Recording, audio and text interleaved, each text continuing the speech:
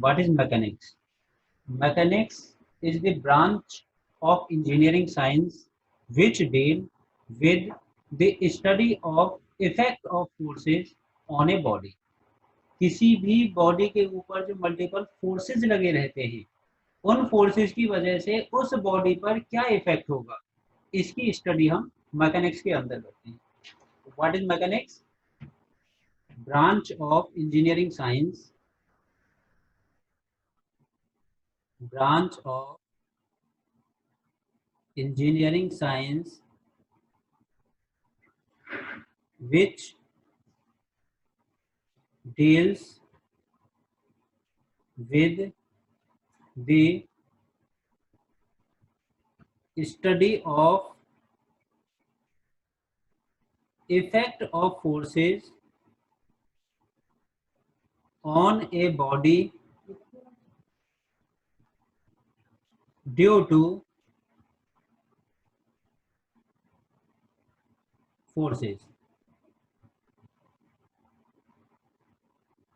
तो बॉडी के ऊपर फोर्सेस की वजह से जो इफेक्ट आएगा उसकी हम स्टडी करेंगे मैकेनिक्स के अंदर. अब बात करते हैं हम फोर्सेस की. यहाँ सबसे पहले शब्द आया force. What is force?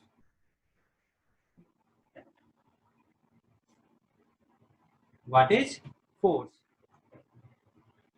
Force एक एक्सटर्नल एजेंट है, एक्सटर्नल एलिमेंट्स है जो किसी भी ऑब्जेक्ट पर लगाया जाता है जिसके कारण उस ऑब्जेक्ट के मोशन को डिस्ट्रॉय करता है, या जो ऑब्जेक्ट रेस्ट में है उसमें मोशन प्रोड्यूस करता है. या तो मोशन किसी ऑब्जेक्ट को देना या किसी ऑब्जेक्ट के मोशन को डिस्ट्रॉय करना. फोर्स हो गया आपका प्रोड्यूस और डिस्ट्रॉय द मोशन. मोशन को प्रोड्यूस करना या उसे डिस्ट्रॉय करना. अब फोर्स को हम जनरली जो मेजर करते हैं वो करते हैं न्यूटन में. इसकी जो यूनिट होगी वो होती है न्यूटन, और शॉर्ट में सिंपली हम इसे सिंपल एन से लिखते हैं, सिंपली एन, न्यूटन. अब इसकी कुछ प्रॉपर्टीज होती है कि फोर्स हमारा लगा हुआ है, किस किस एलिमेंट की हमें रिक्वायरमेंट होगी, क्या जरूरत है कि ये फोर्स है हमारा, कैसे एक्सप्लेन होगा. उसके जो मेन एलिमेंट है उसमें फर्स्ट एलिमेंट है आपका मैग्नीट्यूड. मैग्नीट्यूड हमें ये बताता है कि ये फोर्स कितने अमाउंट का फोर्स उस ऑब्जेक्ट पर लगा हुआ है. जैसे फॉर एग्जांपल मैंने कहा 10 न्यूटन का फोर्स किसी ऑब्जेक्ट पर अप्लाई किया है. मैग्नीट्यूड के बाद सेकंड आता है आपका डायरेक्शन. डायरेक्शन में होता है कि वो जो आपका फोर्स लगा हुआ है वो किस डायरेक्शन में लगा हुआ है. जो हमने फोर्स लगाया है उस फोर्स की डायरेक्शन क्या है, east, west, north, south, 30 degree from the east, 40 degree from the east, means एक पर्टिकुलर डायरेक्शन क्या होगी. नंबर थर्ड, उसका नेचर कैसा है, नेचर ऑफ द फोर्स.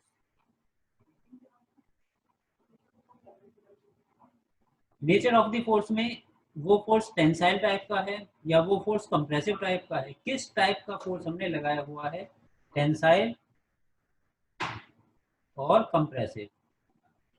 पुल या पुश, किसी भी ऑब्जेक्ट को हम खींच रहे हैं या किसी ऑब्जेक्ट में हम धक्का दे रहे हैं, पुल पुश टाइप का फोर्स हो गया. Number 4, point of application. Point of application. Point of application ये हुआ किसी भी बॉडी में वो फोर्स किस पॉइंट पर लगा हुआ है, वो उसका हो जाएगा पॉइंट ऑफ एप्लीकेशन. तो ये जनरली फोर्स हो गया कि कोई भी ऐसा ऑब्जेक्ट, कोई भी ऐसा एक्सटर्नल एलिमेंट या कोई भी ऐसा एक्सटर्नल एजेंट जो किसी भी बॉडी में मोशन प्रोड्यूस करता है या उस मोशन को डिस्ट्रॉय करता है, और इसे हम मेजर करते हैं न्यूटन. इसके लिए 4 मेन पॉइंट चाहिए हमें. मैग्नीट्यूड कितना है, किस डायरेक्शन में लगा हुआ है, किस टाइप का लगा हुआ है और किस पॉइंट पर लगा हुआ है. तो ये एक बेसिक इंट्रोडक्शन है आपका फोर्स का. अब फोर्स के बाद हम मैकेनिक्स का देखते हैं क्लासिफिकेशन. मैकेनिक्स को कितने पार्ट में क्लासिफाई किया गया है. Classification of mechanics.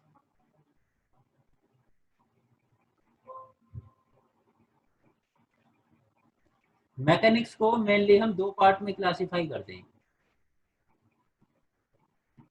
मैकेनिक्स को मेन दो पार्ट में क्लासिफाई किया जाता है।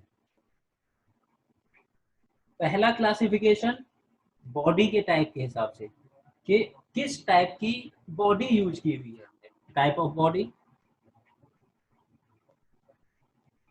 और बॉडी, बॉडी का टाइप क्या है उसके अकॉर्डिंग हमने क्लासिफाई किया है।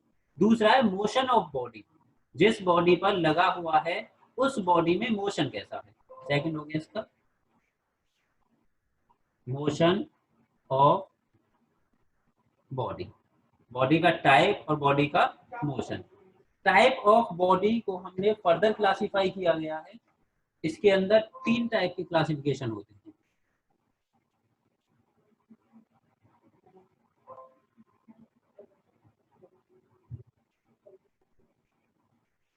First classification rigid body mechanics, rigid body mechanics, first classification. Second classification deformable body mechanism, deformable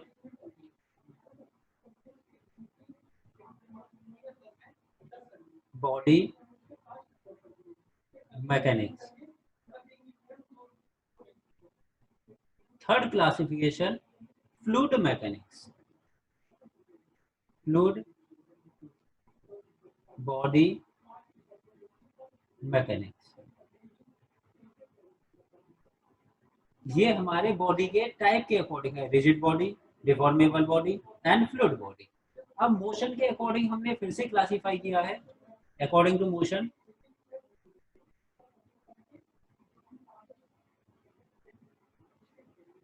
static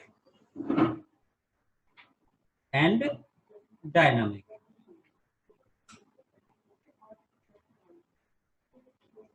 motion के अकॉर्डिंग दो टाइप के होते हैं, स्टैटिक एंड डायनामिक। डायनामिक को फिर से हमने फर्दर दो पार्ट में क्लासिफाई किया है, काइनामेटिक्स एंड काइनेटिक्स। ये हमारा एक क्लासिफिकेशन हुआ मैकेनिक्स का। Mechanics type of body and type of motion, body के according rigid body mechanics, deformable body and fluid body, motion के अकॉर्डिंग स्टैटिक एंड डायनामिक। अब इन्हें डिटेल में हम देखेंगे। सबसे पहला है रिजिड बॉडी मैकेनिज्म।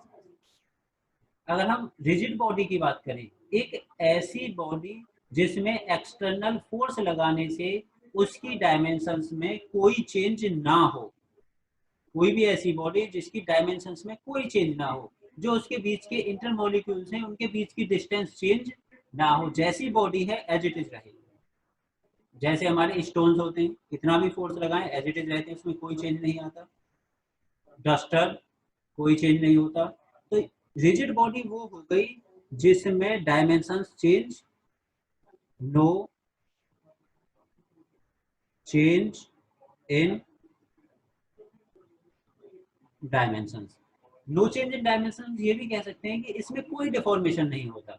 एक ऐसा ऑब्जेक्ट जिसमें कोई डिफॉर्मेशन ना हो, वो हो जाएगा हमारा रिजिड बॉडी मैकेनिक्स। इस रिजिड बॉडी मैकेनिक्स को ही हम बोलते हैं इंजीनियरिंग मैकेनिक्स, इसे बोलते हैं इंजीनियरिंग मैकेनिक्स।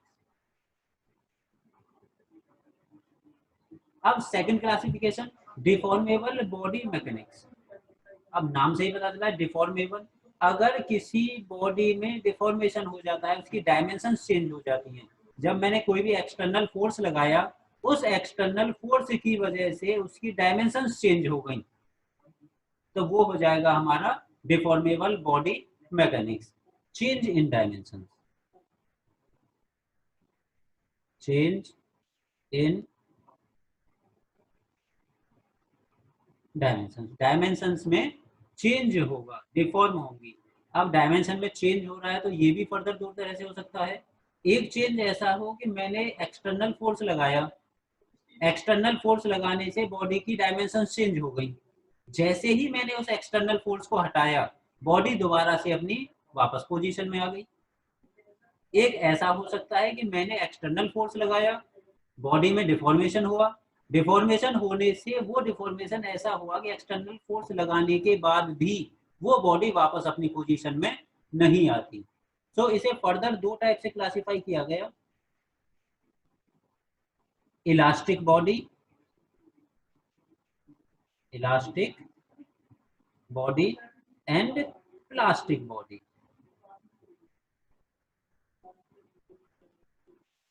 इलास्टिक बॉडी में होता है कि अगर बॉडी वापस अपनी पोजीशन पर आ जाती है, regain its original dimension, regain its original dimension.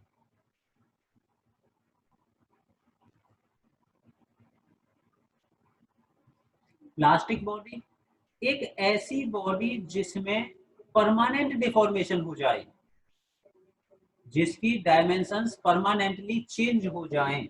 अगर मैंने फोर्स हटा भी दिया तो भी वो बॉडी वापस अपनी पोजीशन पर नहीं आए, परमानेंट डिफॉर्मेशन, उस बॉडी में परमानेंट डिफॉर्मेशन। थर्ड क्लासिफिकेशन है इसमें फ्लूइड बॉडी मैकेनिक्स। अगर किसी फ्लूइड पर कोई भी एक्सटर्नल फोर्स लगा हुआ है और उसमें जो मोशन होता है, उनकी स्टडी जो हम करेंगे वो आएगा फ्लूइड बॉडी मैकेनिक्स।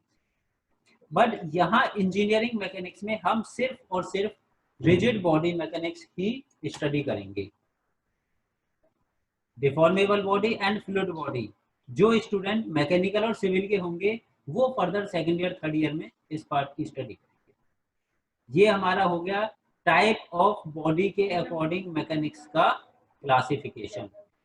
अगर अब दूसरे टाइप से क्लासिफाई करें, motion of a body, body के मोशन के हिसाब से बॉडी कितनी वेलोसिटी से जा रही है, बॉडी स्टडी स्टेट में क्या कंडीशन है उसकी मोशन के अकॉर्डिंग देखें। इसमें दो टाइप से क्लासिफाई किया गया। सबसे पहला है स्टैटिक। अगर किसी बॉडी पर एक्सटर्नल फोर्स लगाने से उसमें कोई मोशन नहीं होता है, बॉडी अपनी स्टडी स्टेट कंडीशन में रहती है, उसकी कोई मोशन नहीं होगा, तो उसे बोलेंगे स्टैटिक, यानी कि body at rest, body at rest. जब बॉडी रेस्ट पर रहेगी उस टाइम की स्टडी होगी स्टैटिक। Second classification dynamic. अगर एक्सटर्नल फोर्स लगाने से बॉडी के अंदर मोशन हो जाता है, एक पर्टिकुलर वेलोसिटी से मूव करना स्टार्ट हो जाती है, वहां हम पढ़ते हैं डायनामिक। यहां पढ़ेंगे इन मोशन, इन मोशन। अगर हम मोशन की स्टडी करेंगे तो वो हमारा हो जाएगा डायनामिक। अब डायनामिक को फिर से दो पार्ट में क्लासिफाई किया गया है, एक है काइनेमेटिक्स, एक है काइनेटिक्स। जब मोशन होगा इसका मतलब हमने कोई एक्सटर्नल फोर्स लगाया है, क्योंकि एक्सटर्नल फोर्स की वजह से मोशन होता है। जब एक्सटर्नल फोर्स लगाया है, उसके अंदर मोशन हुआ है, डिस्प्लेसमेंट हुआ, उसकी कुछ वेलोसिटी हो गई, उसका कुछ एक्सेलरेशन है। अगर किसी भी बॉडी के फाइनल रिजल्ट को हम देखें, कितनी वेलोसिटी हो गई, कितनी डिस्टेंस ट्रेवल की, कितने एक्सेलरेशन हुआ, अगर इन सभी की हम स्टडी करें, ये नहीं देखें कि किसकी वजह से हुआ, कि जो हमने फोर्स लगाया है उस फोर्स की स्टडी ना करके उसके फाइनल रिजल्ट की स्टडी करें। इतना मोशन, इतनी वेलोसिटी, ये आपका एक्सेलरेशन, उसे बोलते हैं हम काइनेमेटिक्स। काइनेमेटिक्स में हम कॉज ऑफ मोशन को कंसीडर नहीं करते, cause of motion not consider.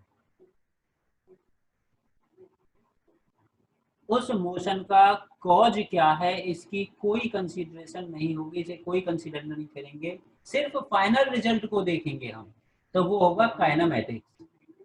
इसके काइनेटिक्स, काइनेटिक्स में हम ये भी देखेंगे कि जो हमारे पास मोशन मिला, जो उसकी वेलोसिटी है, जो उसके अंदर एक्सीलरेशन डेवलप हुआ, वो किस फोर्स की वजह से हुआ, किस डायरेक्शन में फोर्स लगाया, कितना फोर्स लगाया। तो यहाँ पर हम कॉज ऑफ मोशन को कंसीडर करेंगे। कॉज ऑफ मोशन को कंसीडर करेंगे। ये हमारा एक क्लासिफिकेशन हुआ, अगर हम देखें एक broad classification, type of body के अकॉर्डिंग, मोशन ऑफ बॉडी के according, rigid, deformable, fluid. Rigid body में डायमेंशंस में कोई चेंज नहीं होता, डिफॉर्मेबल में डायमेंशंस में चेंज होता है। चेंज होने के साथ भी दो टाइप की हो जाती है, इलास्टिक, प्लास्टिक। फोर्स हटाएं वापस ओरिजिनल में आ जाती है इलास्टिक, फोर्स हटाने के बाद वापस अपनी पोजीशन पर नहीं आएगी प्लास्टिक।